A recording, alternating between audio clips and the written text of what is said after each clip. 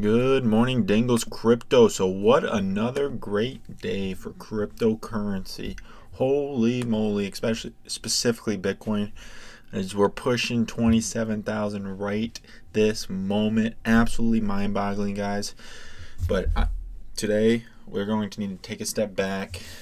Only in the bear market should you subscribe to crypto hopium. And if you don't know what hopium it is it's basically just getting high on good news, right? So when there's so much good news and there's so much and the price is going parabolic, we need to take a step back, right?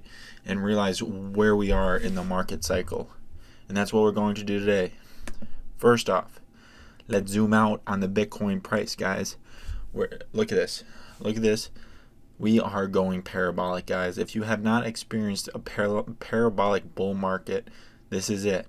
Does this mean we are going to slow down? Does this mean we're going to keep going up? Nobody knows. We're in price discovery. Expect the worst, hope for the best, prepare for the worst. 35% retrace is very much possible. I mean, am I selling any? No, because 35% retrace wouldn't really bug me. I actually wouldn't mind it. Because the longer stuff takes, the more sustainable the price is, right? So if we slowly go up to 100,000, it's more sustainable than going up to 100,000 right now, right? So keep that in mind. But I just want to compare the charts. Look at Bitcoin, right? Now look at Ethereum. Ethereum is going to have a monster quarter one. It's going to have a monster quarter one, guys. I mean, if we don't get to new all-time highs here soon, I will be surprised. Soon, as in 6 months. Okay? And I want to show you another altcoin that I believe is going to have a huge year. A huge year, guys. And this is Polkadot. This is Polkadot, guys. Okay, so we've been hanging around $5 for a long time. For a long time. Since inception, obviously we had a proposal passed to increase token supplies this summer. So obviously the token supply has increased. It was trading around $90 and $150 for a while in the early days. But now it's trading at $5, but obviously the market cap is relatively the same, right? So, and the one thing I want to show is the circulating supply is pretty close to the total supply, guys, versus Chainlink. Chainlink is significantly different. There's about 600 million more. Man, I gotta look that up real quick. Let's look up Chainlink real quick. Chainlink. Okay, so there's 1 billion. So there's 600 million more tokens to be in circulating supply, guys. So keep that in mind. Obviously, there's a staking schedule for that. So I mean, obviously, they have different utility, but look at that. Almost their entire circulating supply is already, their entire total supply is already circulating. So any price action will be sustainable because there's not much inflation. All right, now for some good news, and that is, well, it's not good news, it just makes you realize where we are in the cycle, guys. So Durbit adding options to allow Bitcoin traders to bet on rally to 120 or $140,000, guys. So traders are actively betting that Bitcoin will go to 120, 140K in the near future. In the near future, guys. Now let's go to Tim Draper. Tim Draper's been in the crypto ecosystem community for a long time. He's had a bet for a while saying Bitcoin will be at 200K, but he makes a lot of predictions. I would have to go back in time to see how reliable these predictions have been in the past. But 10x from here would put it around $250,000. Okay, so keep that in mind. And I want to point out this meme real quick. So a lot of people think Tether is propping up the Bitcoin price. I think they are right. Some people believe it's 90% of Bitcoin's price movement. Some people believe it's 5%. I think in a lot of debates in the world, the right answer is mostly in the middle, right? Maybe it's not 5%. It's definitely more than 5%. But is it 90%? No. maybe 40%. Now let's go to Peter Schiff, because I just love his ego. His ego is so funny. He is a parody. He is, oh my God, he is a parody, guys. It's just funny. It's just funny to watch. It's sad. But anyways, he is he thinks the Bitcoin is going to get sued. Well, not Bitcoin, right? He thinks the exchanges and everything that are trading Bitcoin is going to get sued, kind of like XRP getting declared a security. Obviously, that didn't happen yet, but it's going to happen. And exchanges are taking XRP off their exchange due to legal implications. And he thinks the same thing is going to happen with Bitcoin. But Bitcoin and Ethereum are registered commodities with the CFTC in the United States. So commodities have much more room to wiggle, right? So, I mean, that's huge. And now for an ad. Shoot us subscribe. What a fantastic couple days it's been. We've actually grown by a significant amount, guys. Like every time I refresh the page, guys, we're keep growing. I have a lot of plans in store for our community, and Dingle crypto, Dingle is going to be pretty popular. Hopefully, I love it. Exciting stuff in the pipeline, guys. So make sure you stay tuned. It's going to be exciting. And if you want, shoot. Everything is in my bio, my Twitter account. I like to say I'm a good aggregator of the best crypto tweets. So, hey, instead of following all the people in the crypto ecosystem, just shoot me a follow, and there you go.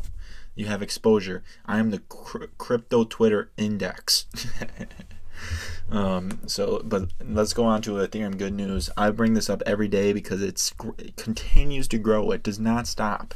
2 million Ether in the staking contract, guys. 2 million. We're getting to 2% of the total ETH supply. Absolutely insane, guys. And now let's go to DeFi Pulse, right? And 7.3 million are locked in DeFi. And it's not even like, yeah, it's been going parabolic this year just because it's so new. But this is going to look like a dot it's going to look like Ethereum or Bitcoin at $1,000 in the previous cycle, right? 2 cycles ago now. It's going to just be a little blip on the chart when the DeFi actually picks up here, guys.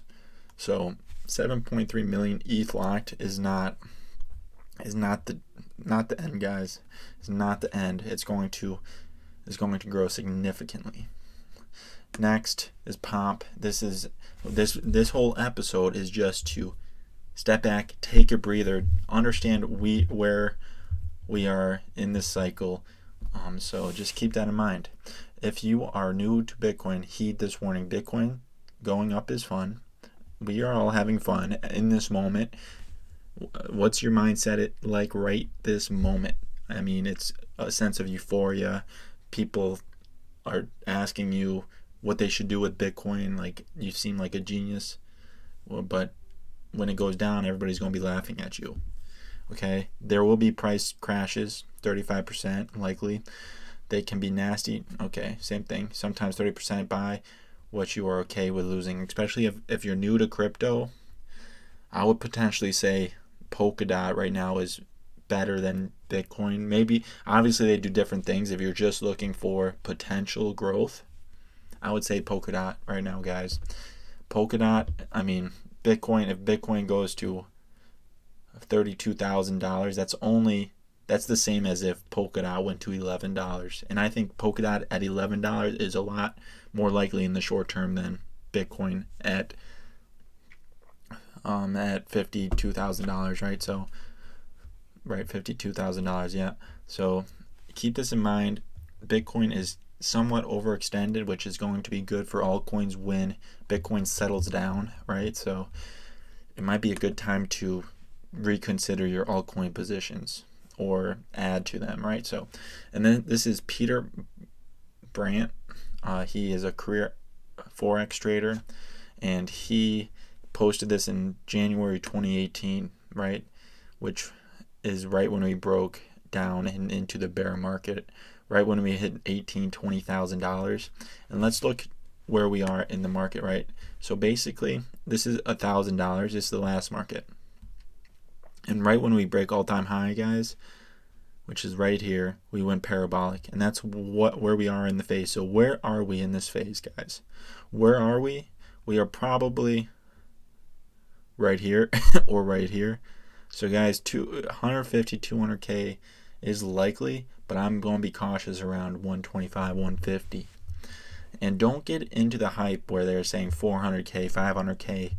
I mean, obviously, maybe farther down the road, but just keep things into perspective, guys. People are trying to, more people in Bitcoin, the more money people that are holding Bitcoin make. So obviously, including myself, I am bullish on Bitcoin, and I hold a significant amount of Bitcoin, guys. So obviously, I want to talk good about Bitcoin. You got to understand where people's biases are and what their perspective is and what they're trying to persuade you to do at all times in crypto. And lastly is King Kobe. He just says once again, when the pullback comes, because it will always come, don't sell the fucking bottom, guys. Don't sell the fucking bottom. It could be negative 35% and remain bullish. If you are in Bitcoin during the dip, just fucking hold. Don't sell to buy higher.